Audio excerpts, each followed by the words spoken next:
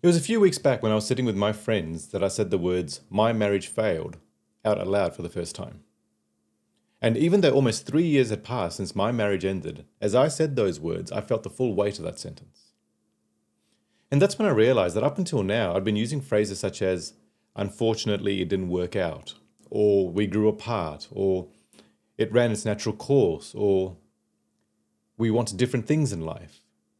And I was saying all this and using socially acceptable, comfortable language to avoid the raised eyebrows, the tilted head, or the judgmental mumblings. And over the next few days, I came to understand that the marriage ending is usually not the hardest part. The hardest part for me was what came after.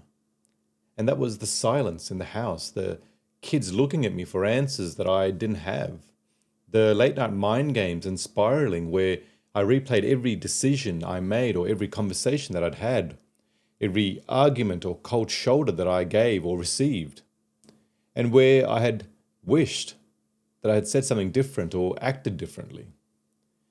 And I remember this ruminating stage for me lasted almost 2 years before the noise around it ended, and I started to ask myself why I hadn't been able to admit that my marriage failed up until recently. And that's when I realized it was because of a combination of two things that I was embarrassed of: shame and guilt. And when these two run together, they are two of the most debilitating emotional states a man can experience, and also two of the least talked about. So on today's episode, I'm going to talk about them directly and honestly and without flinching. It's often said that before we can overcome something, we have to be willing to name it. A marriage ending can be a compound grief event. And I use the word grief deliberately because that's exactly what it is. You are mourning a person you loved, a version of yourself that existed inside that relationship, a future that you had planned, and most often for men, the regular access to children.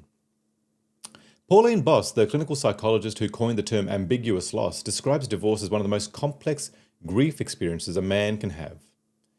Because unlike death, there is no clear ritual, no socially sanctioned mourning period, no casseroles brought to your door. The person that you lost is still alive, still in the world, and possibly still sitting across from you in the lawyer's office arguing about who gets the furniture. Men specifically are poorly looked after by our culture when it comes to processing this kind of loss. Research consistently shows that men are less likely to seek mental health support after divorce. They're less likely to discuss emotional pain with their peer group. And they're more likely to internalize distress in ways that compound over time through overwork or substance use or social withdrawal or physical health deterioration. A 2018 analysis published in the journal Social Science and Medicine found that divorced men have significantly elevated rates of depression, anxiety, and all-cause mortality compared to their married counterparts, and compared to divorced women. The gender gap in post-divorce well-being is real and it's wide. Because many of us were never taught to process emotional injury. We were taught to push through it, to man up, to keep going. And so the guilt and shame don't get processed. They get buried. And buried emotions have a way of surfacing usually at the worst possible time and usually sideways. Because a wound that is never named is a wound that will never heal. Now, guilt and shame are not the same thing. They feel similar and they often travel together, but they have different origins and neurological signatures, and they absolutely require different responses. Brené Brown, the research professor and author, has done more than almost anyone to bring these distinctions into mainstream awareness. And while her work is sometimes dismissed by men as being too soft or feelings-oriented, I'd challenge you to actually sit with what she's saying because the science behind it is actually quite rigorous. She defines guilt as I did something bad. So guilt is behavioral, it's specific, it's focused on an action. Shame, on the other hand, is I am bad. It's about identity, it's about self. And this is where it becomes truly dangerous. Because guilt, when it's properly processed, is actually adaptive. If I hurt someone, feeling guilty about it can motivate me to make amends, to change my behavior and to grow. Guilt, in this sense, is the emotional immune system. It's uncomfortable, but it's functional. Shame, by contrast, is corrosive. When we move from I made a mistake in that marriage to I am a failure as a man and as a husband and as a father, that is shame. And shame doesn't motivate change, it does the opposite. It paralyzes, it isolates, and it makes us hide. And here's the cruel irony that Brown's research reveals. Hiding is exactly what shame needs to survive. Because shame cannot survive being spoken about. It cannot survive being witnessed with empathy. Which means the very thing that shame tells you to do, which is to hide and isolate and go quiet, is the exact same thing that perpetuates it. And for men, the shame of a failed marriage has a particular flavor. It's layered with cultural expectations whose roots run quite deep. Because as men, we're supposed to be providers and protectors and stabilizers. We're supposed to hold families together. And when the family falls apart, whether we initiate it or not, there is often a profound sense of having failed at the most fundamental role we were assigned. And it doesn't matter rationally that marriages are complex ecosystems that involve two people, thousands of decisions, years of accumulated patterns, and circumstances that are beyond any one person's control. When you're lying awake at 3 a.m, rationality is not your friend or companion. Your companion at 3 a.m. is a voice that says, "You should have done more. You weren't enough. You never were."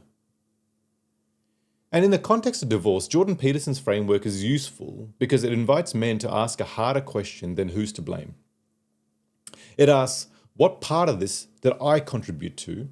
And what am I willing to do with that knowledge? And not in a self-flagellating way, but in a way that leads to genuine integration and reflection and growth.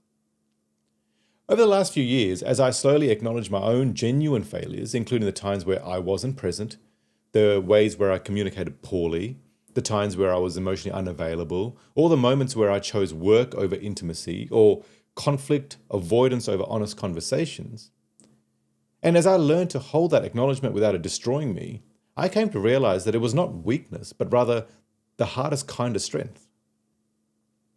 When we experience something that our brain codes as a moral failure, such as a betrayal or an abandonment or a broken promise or vow, the limbic system, particularly the amygdala, responds with what can only be described as a threat response.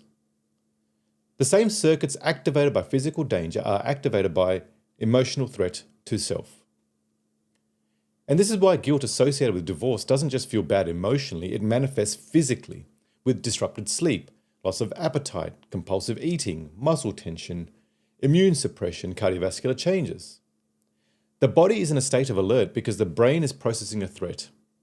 The threat of being a bad person or a bad father or a failure as a man. And what happens when we don't process that threat? When we push it down and work through it and distract ourselves with Netflix and beer and late nights at the office? The nervous system stays activated. The stress hormones keep circulating. And over time, what began as emotional pain becomes physiological damage. Ultimately, we come to realize that we cannot outrun what we refuse to feel. A minute ago, I mentioned rumination. That is the cognitive loop where we replay the same painful scenarios over and over again, each time hoping unconsciously that this time we'll find the answer that makes the pain make sense. But rumination is not processing, it's the mental equivalent of picking at a wound. And the research on it is quite clear. Rumination is one of the strongest predictors of prolonged depression and anxiety following divorce. Men who ruminate following major loss are at a significantly elevated risk for clinical depression. And men who can shift their cognitive style towards active problem solving or acceptance fare dramatically better. Now, I want to be careful here because there's a difference between healthy reflection and unhealthy rumination. Healthy reflection asks, what can I learn from this? What do I want to do differently? And how can I be a better person or a better man? It has forward motion. It leads somewhere. But rumination asks, why did this happen? How could they do this? What does this say about me? Rumination circles. It doesn't lead anywhere new. It just deepens the groove of pain. And that insight is important. Because for some men, the narrative of a failed marriage becomes central to their identity in a way that actually serves a function. It explains everything. It justifies current behavior. It provides a kind of grim certainty in a world that suddenly feels uncertain. The problem, of course, is that an identity built on a wound cannot grow, it can only protect. There's another dimension of post-divorce guilt that doesn't get enough attention, and that is the guilt that attaches to the things we never said, the conversations we didn't have, the apologies we never offered, the love that got lost in the noise of conflict and the busyness and mutual withdrawal. Many men carry a profound grief around this particular form of incompleteness. The marriage is over, the other person has moved on, and there is no longer a forum in which to repair or resolve. And so the unfinished conversation just sits there. Robert Glover, the therapist and author of No More Mr. Nice Guy, a book that I found fascinating and has quietly been transformative for hundreds of thousands of men, argues that many men are so conditioned to avoid conflict and to prioritize external approval that they never actually show up authentically in their relationships. They're present in body but absent in soul. And then, when the relationship ends, they're left with a profound sense of having never really been known and never having really allowed themselves to know. This is a particular and a painful form of grief, mourning not just what was lost, but what was never fully present. And it requires a specific kind of work that therapists sometimes call narrative completion, where we find a way to have the conversation, internally and externally, that creates a sense of closure. And we cannot talk about male shame around divorce without acknowledging the cultural container within which men's emotional lives exist. Because shame is not just a private psychological response, it is always, at some level, relational. It's always about how we believe others see us and how we fear they will. And for men, the social mirror that most powerfully reflects that shame is the one that's actually constructed by other men, the male peer group, the locker room, the poker night, the text thread where no one ever actually asks how you're doing, not really anyway. And Andrew Huberman has spoken about the neurochemistry of social belonging and social rejection. The pain of social exclusion, of feeling judged or diminished or rejected by your peer group, registers in the same neural pathways as physical pain. It's not metaphorically painful, it is literally painful in measurable ways. The family members who don't know what to say, the mates who pat you on the back and say, "You'll be right," and then change the subject. The sense of having failed in a public domain, because marriage is public and divorce is public, and the judgment, real or imagined, is ever present. Sociologists have long studied what they call masculine scripts, the culturally transmitted blueprints for how men are supposed to behave, feel, and respond to life events. These scripts vary across cultures and generations, but they share common threads: toughness, self-sufficiency, emotional stoicism, provider identity, sexual dominance, and social competence. And divorce challenges almost every one of these scripts simultaneously. Financial resources are divided, often diminished. The provider role is disrupted. The home, which often is the physical manifestation of masculine success, is restructured or lost. Sexual identity can take a severe blow. And the Stoicism script actively prevents men from seeking the help they desperately need. Richard Reeves is the author of the book Of Boys and Men and one of the most important voices on male well-being today. And he argues that we have created a culture that has thoroughly deconstructed one set of expectations from men, and that is the old rigid masculine script, without replacing it with anything coherent. Men are told that the old way is wrong, but are not given a viable alternative. In the context of divorce, this cultural vacuum is painfully evident. Men are told not to be stoic, but when they show vulnerability, they are sometimes punished for it, socially, legally, and relationally. They are told to share their feelings, but the therapy culture, support groups, and the emotional vocabulary are still catching up to the reality that men need them too. Shame thrives in secrecy, and the antidote is not silence, the antidote is witnessing. For men who are fathers, the divorce experience carries a weight that is almost impossible to overstate. Because the guilt is no longer only about yourself, it's about the children. The fear that you have damaged your children, that they will grow up without the stability they deserved, that they will carry the wound of the broken home into their own adult relationships. That when they are older and therapists ask them about their childhood, your name will feature in the answer in ways that make your chest contract. Now, let me give you some nuance here, because the research is much more complicated than the cultural narrative suggests. Mavis Hetherington, the developmental psychologist who conducted the Virginia longitudinal study of divorce and remarriage, which is one of the longest and most comprehensive studies of divorce's effects on children ever conducted. She found that while divorce is genuinely disruptive, the majority of children show remarkable resilience. The single strongest predictor of child outcomes after divorce is not whether the parents are divorced, but the quality of the co-parenting relationship that follows. Children who have access to two functioning, communicating parents and who are shielded from adult conflict do considerably better than children in high conflict, intact marriages. The marriage being intact is not in itself a guarantee of well-being. This doesn't eliminate the guilt, but it does reframe where the guilt should direct your energy. The question stops being, did I damage my children by divorcing? And starts being, what kind of father am I going to be from here forward? That's the question that actually changes outcomes. And the answer to that question begins with you doing your own healing work.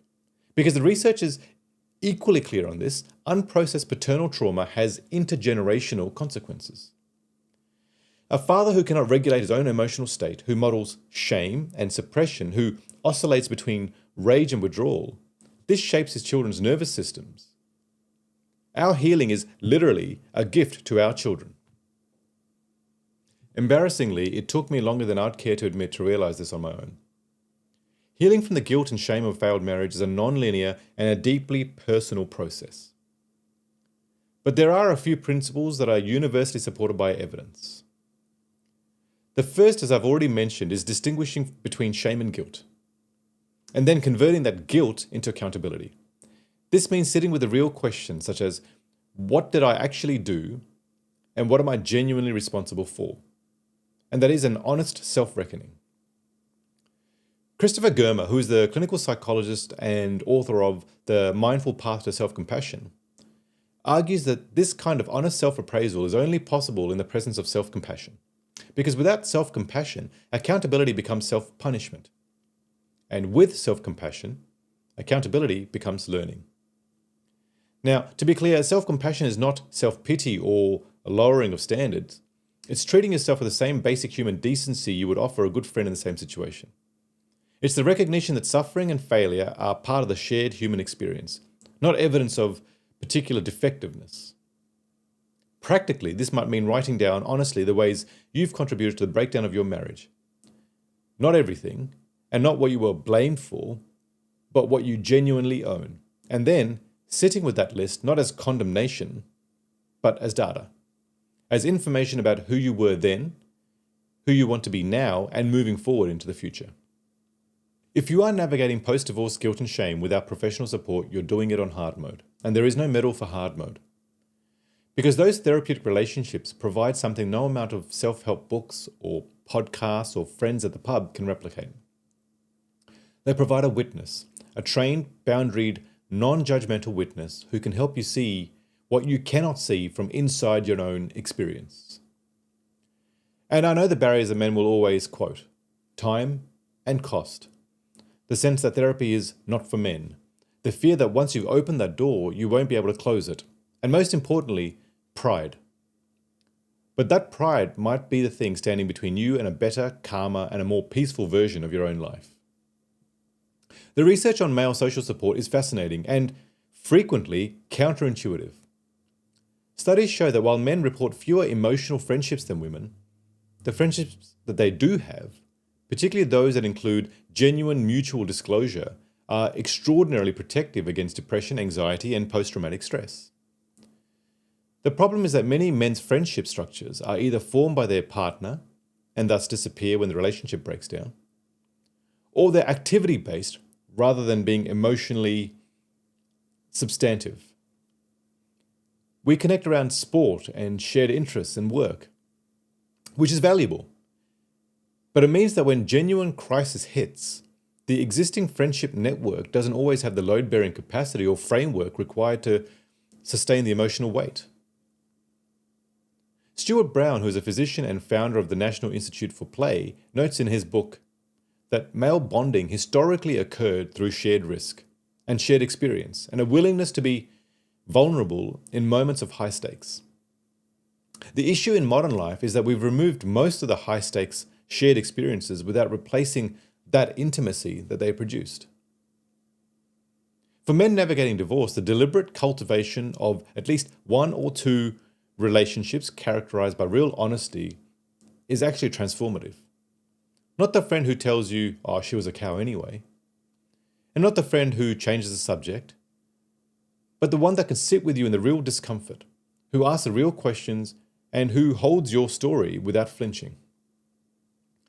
And if that person doesn't currently exist in your life, and for many men, it doesn't, the work of finding them and building the capacity in that relationship is itself part of the healing. Men's circles and structured support groups are underutilized and underdiscussed. Organizations like the Mankind Project, which operates in Australia and internationally, offer structured frameworks for male community, emotional processing, and accountability. The evidence for the effectiveness of peer group male support is growing. The way we narrate our experience shapes our experience. The story we tell about our failed marriage will either condemn us or release us. Viktor Frankl, the Austrian psychiatrist and Holocaust survivor who authored the book Man's Search for Meaning, argued that the last of the human freedoms, the one that can never be taken from us even in conditions of extreme deprivation, is the freedom to choose our response to circumstances, the freedom to decide what our experience means. The failed marriage happened, that's a fact. But whether it makes you a failure or makes you someone who was in a relationship that ran its natural course, or someone who is now being called towards a different and perhaps more authentic version of their life, that meaning is not fixed. That meaning is, to a significant degree, ours to construct. The man who narrates his divorce as proof that I am unlovable and will never succeed in relationships will behave accordingly. He will approach new relationships with his armor on. He will self-sabotage. He will avoid intimacy because intimacy means risk. But the man who narrates his divorce as one of the hardest things that I've ever been through, from which I've learned things about myself I couldn't have learned in any other way, and which has ultimately redirected me to a more honest life, that man has a different future available to him. The relationship between the physiological state and psychological state is well documented, and the research is unambiguous. Our body is not separate from our mental health. And in the context of post-divorce recovery, this means that physical practices are not optional luxuries, they are medical necessities. Sleep and its disruption is one of the most reliable features of post-divorce distress. Sleep is the single most important physiological variable in emotional regulation. When we are sleep deprived, the prefrontal cortex, which is a part of the brain responsible for reason, perspective, and executive function, that goes offline. The amygdala, which is the threat detection center, becomes hyperreactive. We are essentially running on evolutionary fear circuitry with no rational override. Then there's exercise, particularly resistance training and sustained aerobic exercise. And that produces neurochemical changes that directly counter depression. Changes such as increased BDNF, which is the brain-derived neurotropic factor, increased endorphin release, regulation of cortisol. These are molecular events that measurably change how you feel and what you think. And then there's sunlight. Getting outside, and particularly in the morning, regulates the circadian rhythms that govern mood, sleep, and hormonal health. Andrew Huberman's practical recommendation to his audience is to get outside within an hour of waking and expose your eyes to natural light for 10 to 20 minutes. It sounds stupidly simple, but the data behind it is extraordinarily robust. Now, I'm not suggesting that going to the gym will cure the grief of failed marriage. I am suggesting that a man who is sleeping poorly, not exercising, and eating fast food is fighting this battle with his hands tied behind his back. We need to give ourselves the physiological fighting chance that we deserve. I want to talk about forgiveness for a minute. And forgiveness is not reconciliation. It's not condoning what happened. And it's not pretending that the hurt is smaller than it is. And it's not a gift that we give to the other person. And not something that we have to do quickly. And it's absolutely not something that we owe anyone. But forgiveness is a decision that you make when you are ready to release yourself from the prison of sustained resentment and blame. It is fundamentally an act of self-liberation. Fred Luskin is the director of the Stanford Forgiveness Project and the author of Forgive for Good, has conducted some of the most rigorous empirical research on the effects of forgiveness on health outcomes. His studies, including work with victims of violence in Northern Ireland, showed that people trained in forgiveness practices demonstrate measurably reduced stress, depression, physical health complaints, and increased vitality and hope. Luskin's key insight is this: the grudge you carry is not hurting the person you're carrying it against. They've moved on. They're living their life. That grudge is living inside you, consuming your energy, shaping your behavior, and poisoning your current and future relationships. He used a phrase that I found deeply helpful, and that is grievance stories. We all construct grievance stories, the internal narrative of what was done to us, by whom and why. And grievance stories can be important initially because they help us make sense of the injury. But over time, if the grievance story becomes the primary narrative, it becomes a cage. Here's the dimension of forgiveness that almost no one talks about when it comes to divorce. And it's one that men almost universally find hardest, and that is forgiving yourself. Not just for the specific failures, the broken promises, the emotional absences, the moments of cruelty or cowardice or simple human inadequacy, but for the fundamental experience of having been imperfect, of having loved imperfectly, or having chosen imperfectly. Because ultimately we are human, and being human means loving imperfectly. It means choosing imperfectly. It means that no matter how much you wanted to be everything that your partner needed, you are going to fall short of that in ways that you can't always predict or control. The psychoanalytical tradition, particularly the work of Donald Winnicott, has given us the concept of the good enough parent. Not the perfect parent, the good enough parent. One who is present, responsive, caring, and who inevitably makes mistakes that the child ultimately has to metabolize. Winnicott argued that the imperfect parent actually serves a crucial developmental function. Lex Friedman is the AI researcher and podcaster who has built one of the most intellectually serious audiences in the podcast world. He often ends his episodes with a reminder that to love and to grieve is to have been alive in the fullest sense. There is no love without the possibility of loss. There is no marriage without the possibility of failure. Having tried is not a shame. Having tried and failed is not a shame. The real loss is not having tried, out of fear of the very shame you're currently experiencing. For fathers specifically, there is one more layer of forgiveness that requires explicit naming, and that is forgiving yourself for the impact on your children. And this is what I am struggling with currently, and I suspect it's something that I will find hardest to forgive myself for. In my opinion, this is the hardest forgiveness of all. Because children cannot consent to having their family restructured. They did not sign up for the divided holidays, the 2-bedroom apartment, the school parents' nights where the room is tense. And watching children navigate that, watching them grieve in their own way, is a particular kind of agony. Children can handle a great deal if they are held through it. They cannot handle being left to figure it out alone. They cannot handle being caught between two parents who are at war. They cannot handle a father who has collapsed, who is so consumed by his own guilt that he has nothing left to give. Which brings us back always to the same imperative, that your healing is not a selfish act. Your healing is an act of fatherhood. Every piece of work you do on yourself is a gift to your children, whether they ever know it or not. And there comes a point, and it's different for every man, and it cannot be scheduled or rushed. There comes a point where the primary work shifts from processing the past to building the future, from grief to growth, from surviving to actually living. And this transition raises a question that is both terrifying and thrilling. Questions such as, who are you now that you're not who you thought you were in the marriage? Because marriage, for all its beauty and complexity, is also an identity structure. We define ourselves partly through our relational roles. I am a husband. I am Sarah's partner. I am part of this family. And when the marriage ends, part of the identity architecture goes with it. And the question of who you are, untethered from that structure, can feel profoundly destabilizing.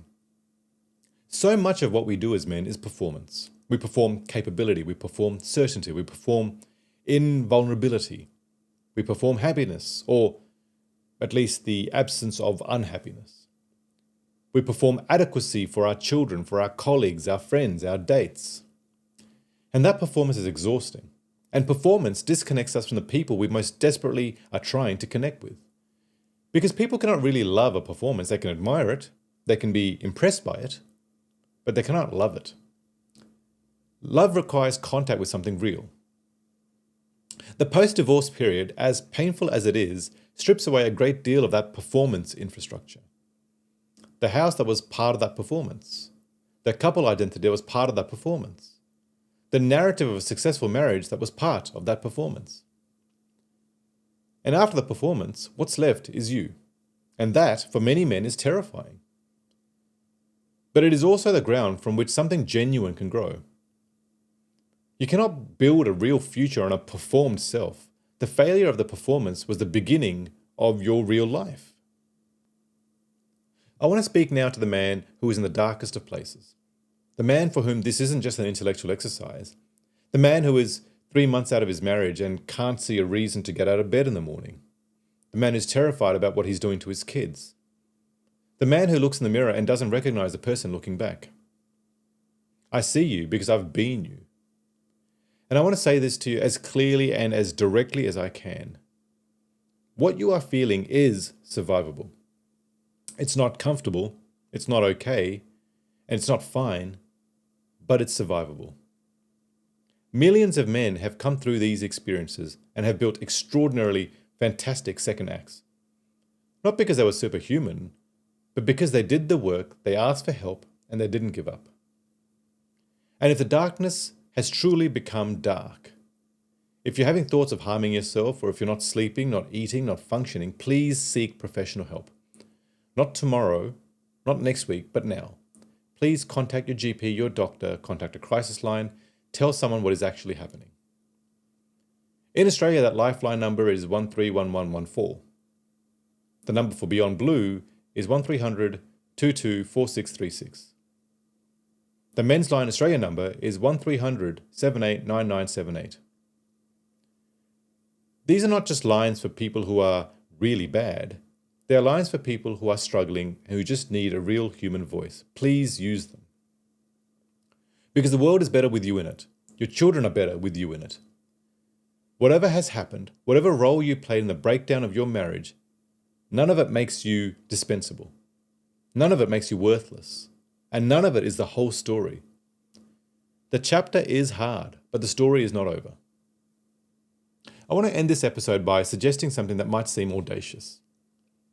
I want to suggest that a failed marriage, once it's honestly processed and genuinely integrated, can be one of the most transformative experiences in a man's life.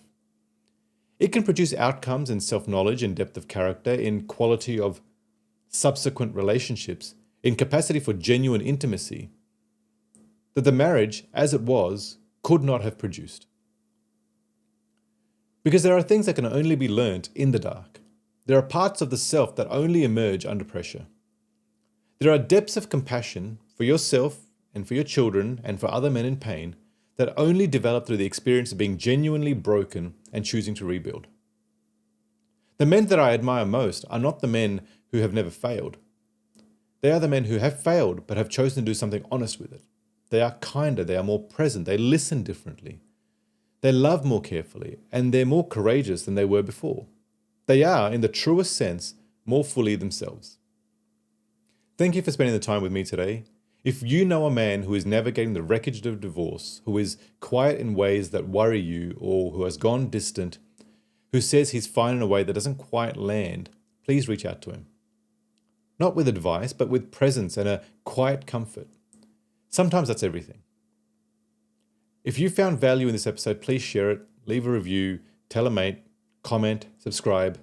These conversations grow through word of mouth, and every new listener is another man who finds that he is not alone. I'm Dr. Brené Brown. Keep fighting the good fight, and I'll catch you on the next episode.